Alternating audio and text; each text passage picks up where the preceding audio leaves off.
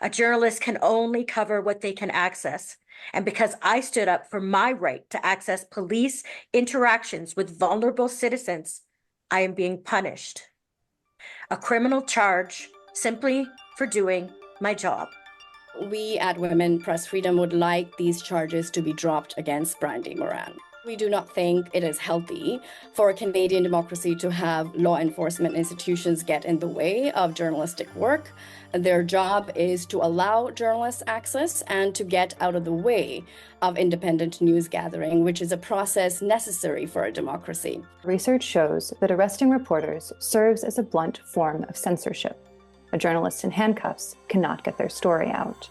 Brandi's arrest makes an absolute mockery of the rights of freedom of the press and the ability for journalists to report on the activities of taxpayer-funded law enforcement agencies, such as the Edmonton Police Service. Journalists do this work to benefit all of us, to benefit citizens, so we can be better informed on the issues that impact our lives and our society.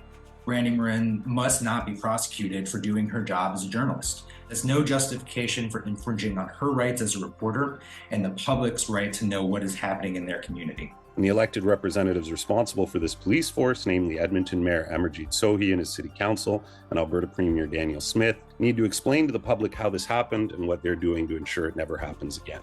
Brandi is one of the boldest and most important journalists reporting on human rights in Canada today. Without her courageous, thoughtful and empathetic reporting, a collective understanding of the human rights landscape in Canada, especially with respect to the rights of Indigenous nations, would be poorer. Indigenous journalists must be free to report on our communities and share our people's voices on our traditional territories.